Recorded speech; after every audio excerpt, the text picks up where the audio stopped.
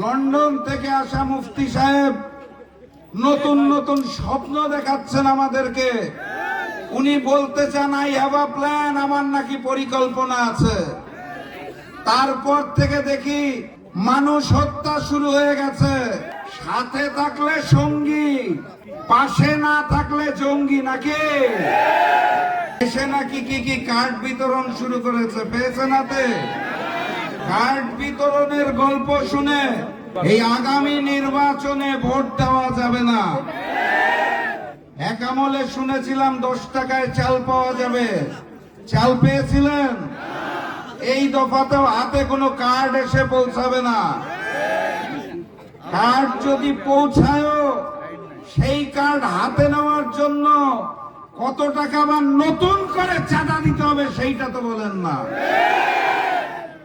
London থেকে আসা মুফতি সাহেব নতুন নতুন স্বপ্ন দেখাচ্ছেন আমাদেরকে। উনি বলতে চান আই হ্যাভ আ প্ল্যান, আমার নাকি পরিকল্পনা আছে। তারপর থেকে দেখি মানুষ হত্যা শুরু হয়ে গেছে। পরিবারের মা বোনদের সম্মান দিয়ে কার্ড দেওয়ার কথা বলে ওই নতুন জালেম বিএনপি বাংলাদেশের বিভিন্ন জায়গায় আমার মা এবং বোনদের গায়ে হাত দিচ্ছে। কথাবার্তা পরিষ্কার, নতুন বাংলাদেশে আমার মা এবং বোনদের ইজ্জত দিয়ে ছিনিমিনি খেলতে দেব না। সংগ্রামী সাথী এবং বন্ধুগণ, আপনাদের এই অঞ্চলে একজন প্রার্থী আছেন, নাম করা প্রার্থী, বর্ষিয়ান নেতা মির্জা ফখরুল ইসলাম আলমগীর। বিএনপি জামাত যখন একসাথে ঐক্যে ছিল, আমার দল জাকপাও ছিল, তখন এই ফখরুল সাহেব অসংখ্যবার তার বক্তব্যে বলেছে যুদ্ধ অপরাধীর নামে বাংলাদেশ জামাত ইসলামীর নেতাদের বিরুদ্ধে অন্যায়ভাবে বিচার করা হচ্ছে। RICL TMX, যুগের পর যুগ স্থাপনা থাকে মজবুত। সাথে থাকলে সঙ্গী, পাশে না থাকলে জঙ্গি নাকি। আপনার বয়স হয়েছে, বর্ষিয়ান নেতা, ভুলভাল বকেন, আমরা সেটা বুঝতে পারি। নতুন করে বলছেন জামাত ক্ষমতায় আসলে নাকি বাংলাদেশ আফগানিস্তান হয়ে যাবে। কিছুদিন আগে বলছিলেন পাকিস্তান হয়ে যাবে। এক একবার এক এক কথা বলেন না।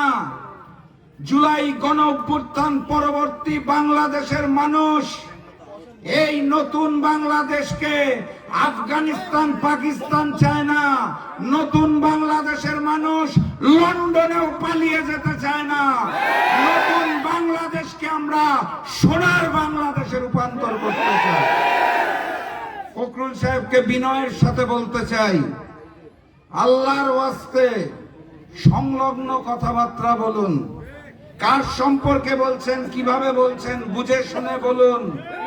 আমি বলি না, দুষ্টু মানুষেরা বলে পর্যাপ্ত বয়স হওয়ার পরেও ফখরুল সাহেব নাকি মুক্তিযুদ্ধে অংশগ্রহণ করে নাই। দুষ্টু লোকেরা এও বলে ফখরুল সাহেবের পিতা নাকি ওই সময়ের বিখ্যাত রাজাকার ছিলেন। তার মুখে কি শুনি।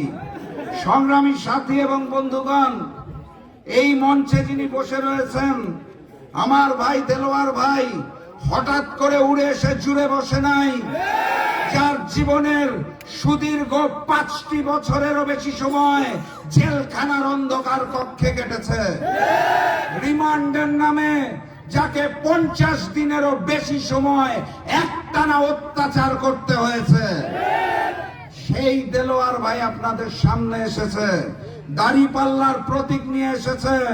ঠাকুরগাঁ 1 আসন দেলোয়ার ভাইকে দাঁড়িপাল্লায় জয়যুক্ত করে আগামীর প্রধানমন্ত্রী ডাক্তার শফিকুর রহমানকে আমরা উপহার দিব ইনশাআল্লাহ।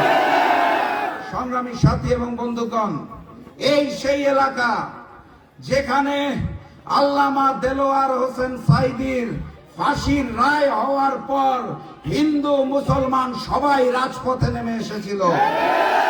এখানে সেদিন 6 জনকে নির্মম ভাবে হত্যা করা হয়েছিল, যার মধ্যে 5 জন মুসলিম ছিল, 1 জন হিন্দু ছিলেন। অত্র এলাকার মুসলমান হিন্দু ভাই ভাই একত্রিত হয়ে আগামী 12 তারিখ আমরা দাড়িপাল্লাকে জয়যুক্ত করবো ইনশাআল্লাহ। আর তার আগে আরেকটা ভোট দিতে হবে, মনে আছে তো নাকি?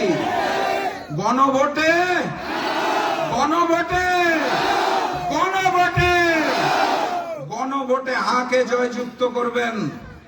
মিথ্যাবাদী মির্জা ফখরুল ইসলাম আলমগীর তাদের দুর্নীতি এবং চাঁদাবাজিকে লাল কার্ড দেখিয়ে দাড়িপাল্লাকে জয়যুক্ত করবেন। আপনাদের কাছে এটাই আমার আহ্বান। সর্বশেষ কথা, 11 তারিখ রাত থেকে 12 তারিখ ফলাফল ঘোষণার আগ পর্যন্ত প্রত্যেকটি কেন্দ্র পাহারা দিতে হবে। আগের মতো কেন্দ্র দখল করতে আসবেন, ওই বাংলাদেশ আর নাই।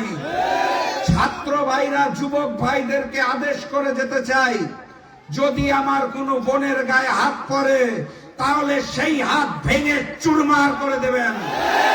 12 তারিখ ভোটের অধিকার যদি কেউ ছিনিয়ে নিতে আসে তাহলে তিতুমিরের বাঁশের কেল্লার মতো বাঁশ নিয়ে পাহারা দিবেন ইনশাআল্লাহ। আগামীর বাংলাদেশ হবে মানবিক বাংলাদেশ। আগামীর বাংলাদেশে দেলোয়ার ভাইয়ের মতো মানুষ যখন দায়িত্বে আসবে, মজলুম মানুষ, তার কাছে আপনারা যেতে পারবেন, কথা বলতে পারবেন, দাবি আদায় করতে পারবেন। ওই বুলেট প্রুফ গাড়ির ভিতরে যারা থাকে, ভিআইপি সেজে যারা থাকে, স্যুট কোট প্যান্ট যারা যারা চলতে পারে না, তাদের আমরা চাই না। আমরা মজলুম ভাই দেলোয়ার ভাইকে যেতে চাই। মার্কাটা কি? আরো জোরে ইনশাআল্লাহ। 12